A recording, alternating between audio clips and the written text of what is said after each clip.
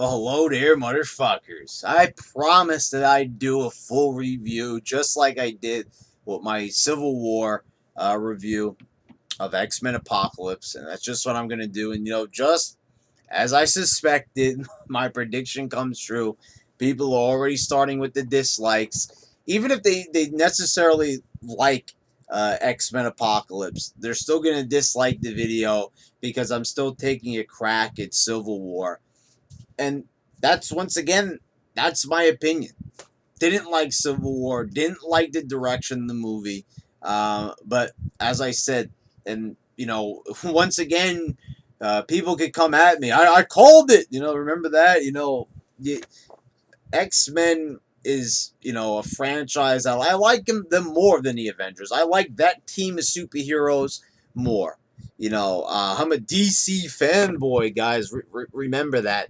I'm a DC fanboy. But wait a minute. Oh, I'm also wearing a Superman tank top. Oh, guys, I like both. I like more Marvel characters because, like I said, when it comes to DC, I don't really care about anybody else other than Batman and Superman. I do like the way certain characters are portrayed, like in Flashpoint Paradox, like in some of the animated shows. And of course the villains. But as far as universes go, Batman, Superman mostly. When it comes to Marvel, I like so many more characters. I just like the designs of the characters more. I like the personalities of the character. I think there's more individual personalities from Marvel. But we're talking about X Men Apocalypse and why I liked it. I like Bryan Singer as a director, not for Superman Returns. Let's get that straight right off the bat. Uh, that is an example of a bad Superman movie. And like I said, I think it's a joke that Superman Returns got more positive reviews back in the day than Batman versus Superman. So all the Batman versus Superman haters and all the critics out there who gave it shitty reviews, here's looking at you, kid. Honestly, let's get real here for a minute. And let's really honestly talk about that for a second. For all the people that, say they hated Batman versus Superman, there were a lot of people back in the day that said they enjoyed Superman Returns. So, you know, you guys know who you are. Luckily, YouTube wasn't a big thing back then, but I so wish that, I could go back and I could, just pinpoint who said what. Pretty much now almost everybody agrees that Superman Returns was terrible, but that's besides the point. I'm just trying to prove a point that a lot of people out there are hypocrites and they just don't make sense based on their logic. So with that all said and done, X-Men Apocalypse. I don't think this movie is better than Days of Future Past, but then again, it's not really fair to compare. This movie is taken in a different context. It's not about sending a character from the future back to the past in order, to save the future, and the present and everything that happened after the past. So that was an interesting storyline. Um, and you really can't compare. This one is more of a straightforward, classic style of a superhero movie where it's basically just the X-Men versus Apocalypse. And we're introduced to new characters, well, not new characters, but like we're reintroduced to characters. And, like I said, I really like the guy who plays Scott Summers, who plays Cyclops. Really like the girl who plays Jean Grey. It's great to see, Michael Fassbender. I mean, these are great actors. I mean, honestly, Magneto and Professor X, these are some great portrayals of these characters. I really can't get enough. And like I said, one of my favorite things about this movie is I love, a lot of these story arcs that we get to see. We get to see like Scott Summers' relationship with his brother. It's not really fleshed out to the best that it could be, but I think they handle it pretty well based on how many way better than Civil War. This is the thing. when we didn't even really get to know Magneto's family that well. But when his daughter, spoilers, okay, shut the video off if you don't want to hear it, but you should know this by now because I already did a video already where there was some spoilers. When his daughter and his wife get shot with the arrow, please do not sit there and tell me that you didn't get emotional during that scene. The way how it is shot, the way how it is presented with the music is perfect. And it really shows that right there, that moment, you see that Magneto was a person that is trying to change his ways. He doesn't want to be evil. He wants to, kind of fit in with society, kind of hide from society, hide his mutant powers. And, here you go. He's now forced to kill a bunch of men. And it's really powerful, this part. And I took a look at this part right here, and I just thought to myself, this one part had more emotion, had more feeling in it than anything in Civil War. And and that's a reason why I always like to do these reviews. I didn't mention this in the first. I said that was a good scene in the first, little preview review that I did, my first impressions vid. But when I really sat back and thought about it, I was like, that's a really good scene. And this is something that I have to bring up in the full review. That's a scene where you could look through the 2.5 hours. I mean, these films are pretty much the same length. And this film gives you more, quicker, and better than Civil War. And it's more fulfilling. Like, that's a scene that pretty much tells you about Magneto. You really felt a sense of character development that, like, really, this guy's a major Marvel villain, a major X-Men villain. And this guy is trying to change. He's really not that bad. This used to be Xavier's friend. So they kind of have to show you, like, that there's no way this guy could be completely bad. I mean, no one could just be that warped. I mean, it is possible. We have seen it in numerous movies and comic books and cartoons, you name it, where people just turn to the other side. But, it's kind of like Darth Vader. There's still some light in there. Still some light. Kylo Ren, we all see this. So it's like, it's nice to see that they stay consistent. It makes sense. It feels very human-like, and it's a very human scene, and that is one scene that I really enjoyed. And also, right from the get-go, I love that when Avengers is about to come out, nobody says shit about it. It's perfect. No one will raise a finger at it. No one will point any fingers. Nobody will say anything. It's always got to be me, right? It wasn't just me. There was a bunch of other people saying about Civil War, about when they saw the trailer. Many people were like, "Oh my God, it's Spider-Man!" Now I understand that people were excited because this was the first time that we got to see Spider-Man outside of Sony. Everybody was losing their minds. That finally, Sony is lending the license of Spider-Man to Disney, so he can appear in an Avengers film, in a Captain America film, and so I understand that.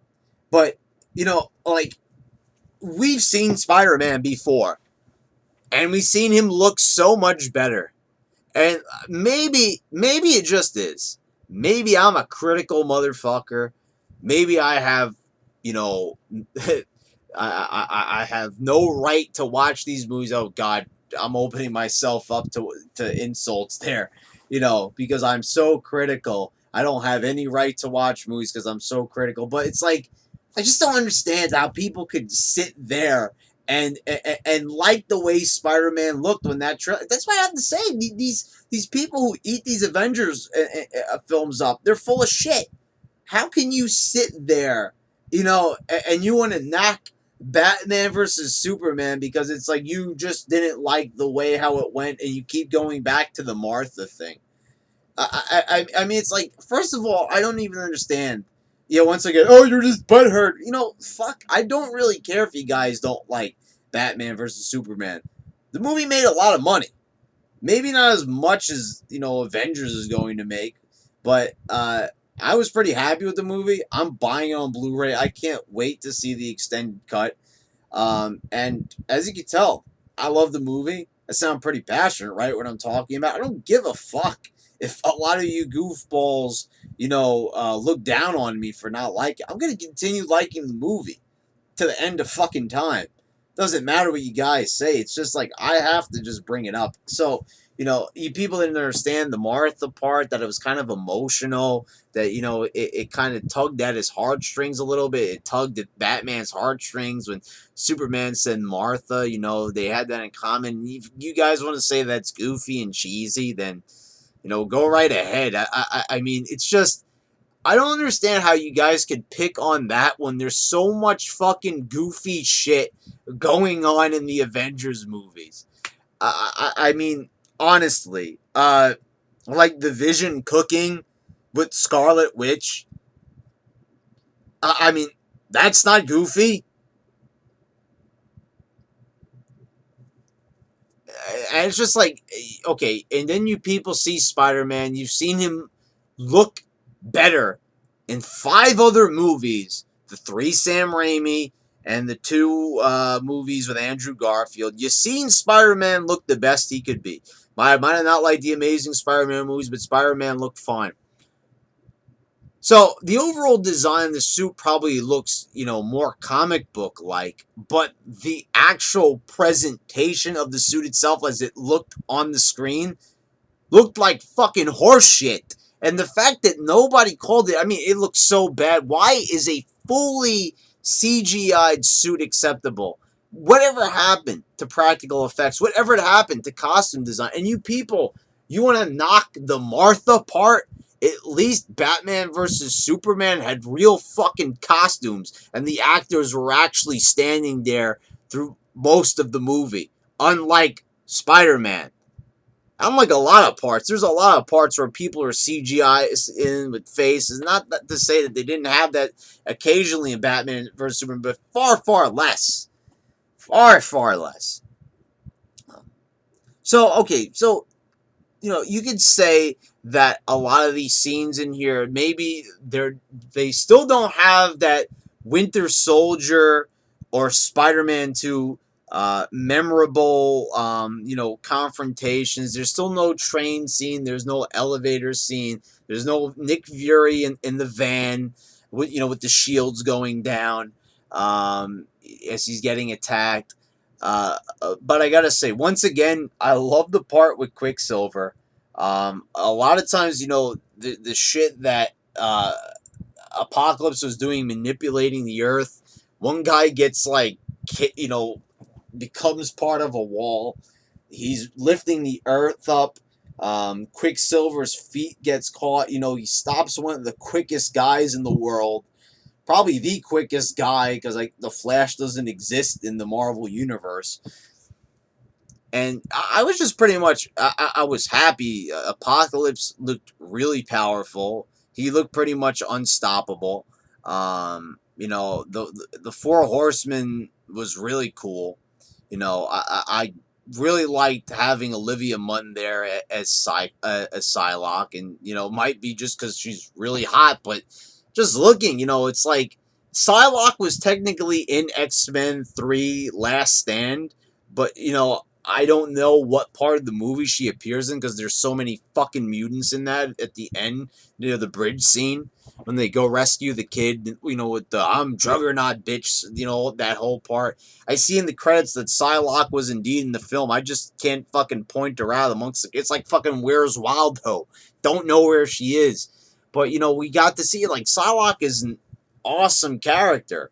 And she, Olivia Munn had the suit. Like I said, my friend's saying, oh, she's a great actor and everything, but she really didn't say that much. A couple of lines, so I can't really praise Olivia Munn for that. But as far as looking the part, she looks like the comic book character, and that was pretty fucking cool to me. I mean, like I was looking at like a real life comic book character come alive. Like this is kind of like Willem Dafoe playing the Green Goblin. Like he was born to play that role. Like he looked like Norman Osborn.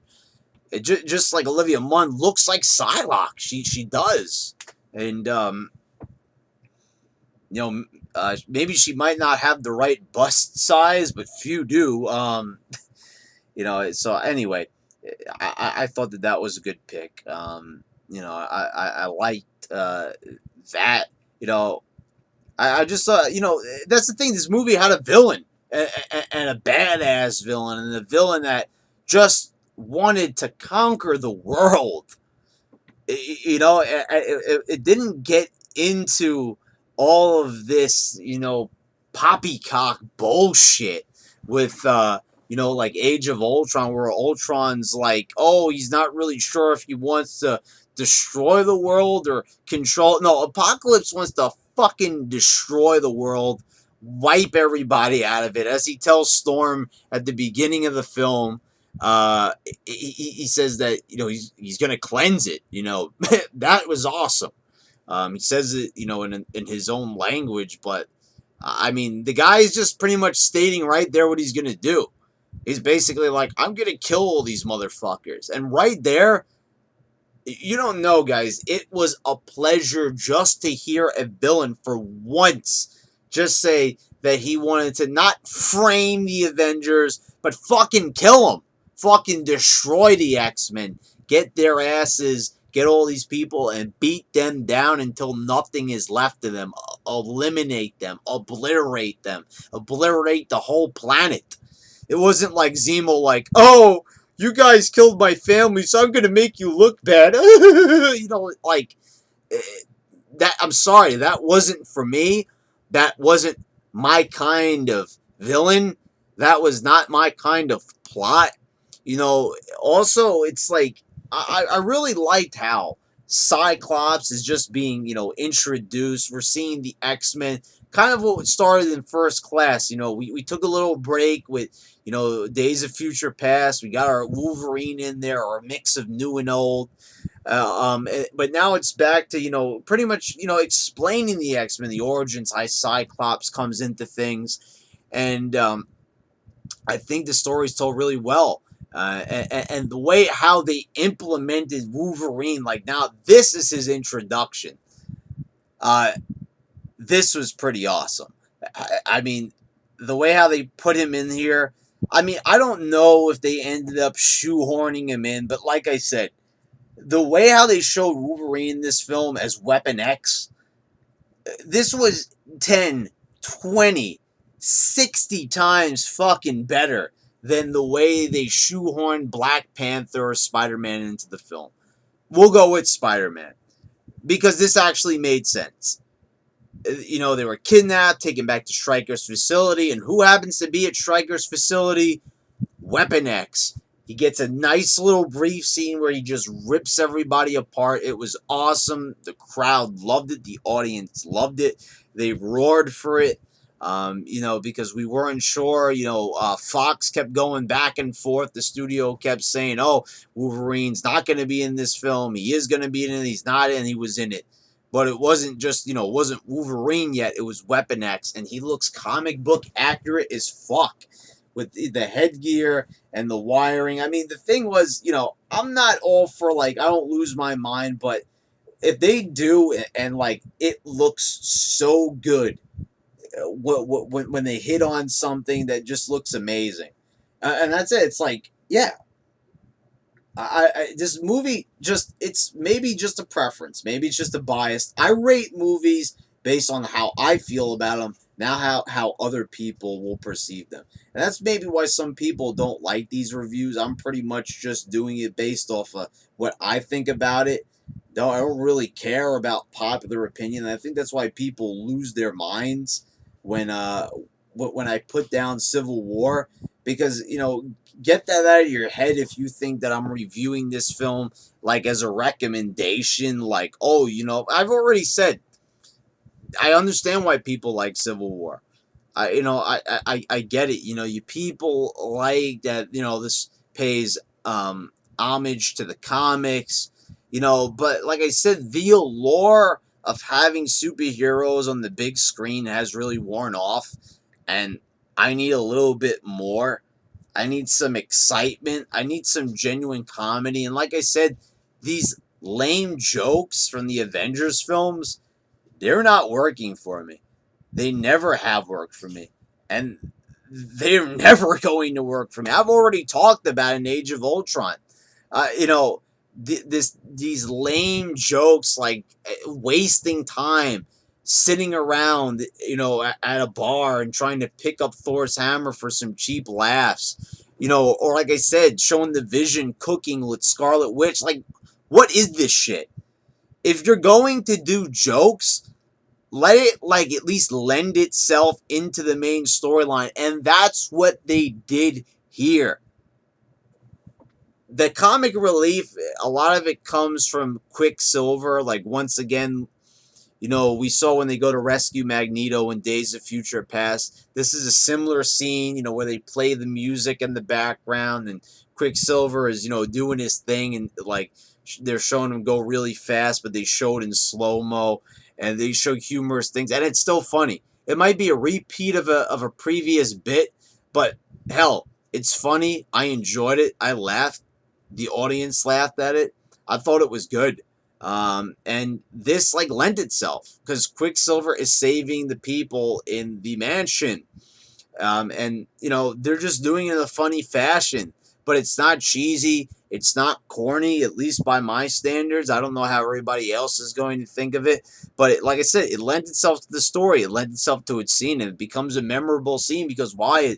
It's funny. It's epic. It's a big moment. The whole fucking mansion is getting destroyed, pretty much. So, you know, to me, that's good filmmaking. It really is. If you could get me to laugh, get me to care, you put me on the edge of my seat at the same time, that's a true winner. And like, I can't name a single moment in Civil War that did that. So there you go. There's more arguments added to the fire. You know, all these things working together, and you can kind of see why I didn't like Civil War. This, you know, guys, I don't mean to be redundant or repetitive, and I don't think that I am, because right here I'm giving you a lot of nice comparisons of like why this is a superior movie, and that's why I enjoy movies like this more than a movie like Civil War. You see, because this movie also got more to the point right away. We see the villain right in the beginning. We know pretty much what's going to happen. They foreshadow it. You know, Apocalypse gets buried in the pyramids. We know that he's going to fuck shit up later on in the movie. And, you know, we see that we're still going to build the, you know, the early stages of the next generation of X-Men. Cyclops is getting in there. Jean Grey, Nightcrawler, who I wasn't even aware was going to be in this film. You know, you put all these characters together, and you know, I also really liked how they also made Mystique seem like really important in this film, and they also did it in Days of Future Past. The part where she is like heralded as a hero, and then at the end of the film, you see that Storm is, you know, brainwashed by Apocalypse, taken under his control, by his mind control, and you see that she'll conquer the world at his side. But the minute she sees Mystique at the end of the film, and you see that she's got like a little mini poster, like almost like a mugshot, and she even tells Apocalypse that, you know, she's a great fighter and she wants to be like Mystique. The minute she lays eyes on Mystique, she turns against Apocalypse. Like, it breaks the mind control. And like, I love that continuity. It's like, I love when you see something at the beginning of a film and then it just wraps itself all nicely at the end with a nice bow. I mean, that's consistency. That's the type of stuff I like to see in a film. I like to know that, okay, so you got 2.5 hours here. Usually, I don't think a movie should really go over 2 hours. I think it's kind of, you know, excessive. I really love it when filmmakers can get their movie like at 90 minutes, you know, maybe an hour and 40 minutes. You know, that's really nice. I'd like to have a nice condensed film. That way, you know that you're not getting a lot of bullshit. You know that that director really worked to make sure that film is condensed, and it's working really well, and that you're not getting anything, that should have ended up on the cutting room floor. As far as X-Men goes, I don't really see that much. I mean, I have to see the film again, but you could definitely see in Civil War there are so many scenes that didn't need to be in there. I mentioned it, like the cooking scene, where it's so lame, it's so cheesy, it's just so out of place and uncharacteristic that it just doesn't need to be. I'm so sick of that. And they keep doing this in all these Avenger films. And I got to even go back and see in Winter Soldier. I don't remember anything like that really, but they seem like they keep on doing this where they want to have like the characters out of their element, like just like they were, messing around with Thor's hammer in the bar in Age of Ultron. You wouldn't expect the Avengers to be doing that. So it's ironic. So they're trying to go for that ironic humor. And that's what I hate. It's like I said, it's like a cheap laugh. It's something just out of place. It doesn't fit in with the movie. You might laugh when you see it, like in the theater, but then when you go back and you watch on the Blu-ray and the DVD, and it's one of those things, like you laugh because everybody else is laughing because some goofball laughs and then somebody else laughs. It's kind of just like that. It's a chain reaction laugh, but you notice later on that, wow, it's a real bust. And that's the thing. It's like, I noticed when the movie comes out, just like Age of Ultron, the movie came out, people were ranting and raving about it. But honestly, let me ask you guys a question. Did any of you actually go back and watch that movie multiple times? Was it like The Dark Knight for you guys? Did you really go back and watch it multiple times and say, wow, what a great story? What great character development. This is a movie for the ages. I'm going to show this to my kids. I think this is an unbelievable movie, and I really seriously doubt that. I think that's like a movie, like I said, it's a popcorn flick. You just go to see it, you pay your money, it's a good time, what a hoot. And then pretty much you just realize that that's all it was. It was just good for the thrills once, and that was it. But for me, those thrills, I've seen them done way better so many other times in superior films. And it's like the same thing with Civil War. We didn't see anything new. And it's like, you actually got a good battle here between like Magneto, Storm, and Psylocke. You had a big battle, and it was a serious battle, and it was fought at full force, and you really fought like, you felt like they were fighting for their lives. In Civil War, like, the biggest fight at the airport is like a joke fight. They're not even going full force. They're pulling their punches. It's, pretty much all jokes and everything, and it's just they try to make it like silly and campy, and that's what it is. Civil War was just a little bit too campy for me at times. I felt like Apocalypse was like, this was a grittier film. It was like Batman versus Superman for me. I don't know which film I like better, but this movie just had more bite to it. It felt like this movie was trying to accomplish way more. Civil War is kind of like, to me, I don't want to call it a stoner flick, but it's like it was made by like a bunch of stoners. They're just like, whoa, dude, this movie's really flashy. It's got some great CGI, dude.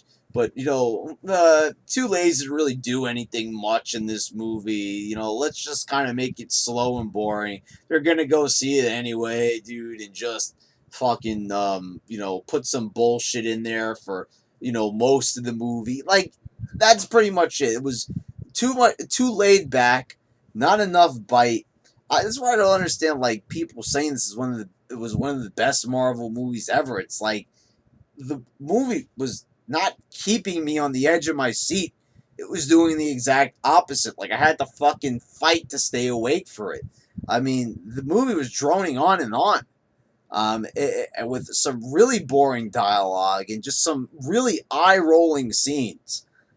With Apocalypse, you didn't get that. You didn't really get any moments where you're like, oh, come on, this is just ridiculous, You didn't really get any of that unless X-Men's like not your thing.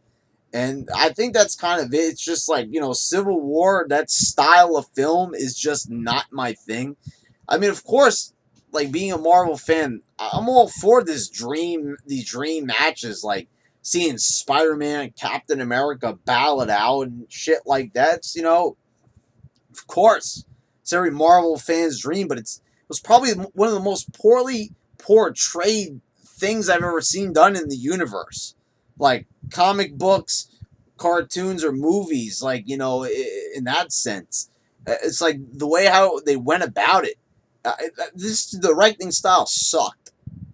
Brian Singer's just so stylish when it comes to things. I mean, like, I don't want to say that even like the Superman Returns was even completely devoid of all style. I mean, it had a little bit to it. I mean, but that was kind of like one of his only flops for me. Like you could definitely see that like he got way better as the movies went on. And you could definitely see when Brett Ratner took over, just like the complete shitstorm that it became. But you saw as soon as Bryan Singer took over X-Men again with First Class, you could see that this guy should be directing these movies. This guy should be in total control of these films from now till whenever they stop making, or for whenever he decides to finally just cease production on them, or give it to somebody else. But for right now, I think this is definitely the right director for these films.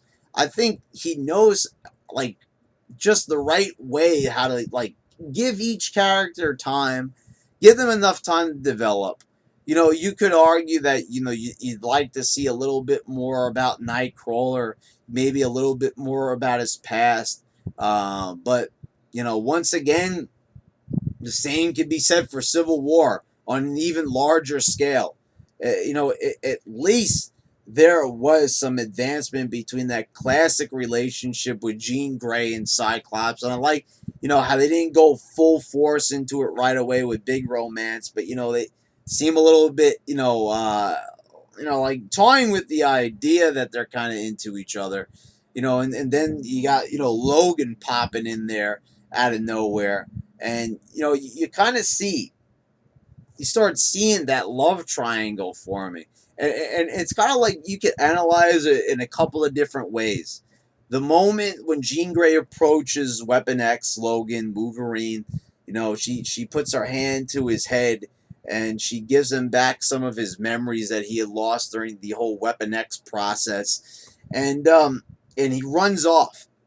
And, Cyclops says, "What was that all about?" Jean Grey tells him that she gave him back some of his memories.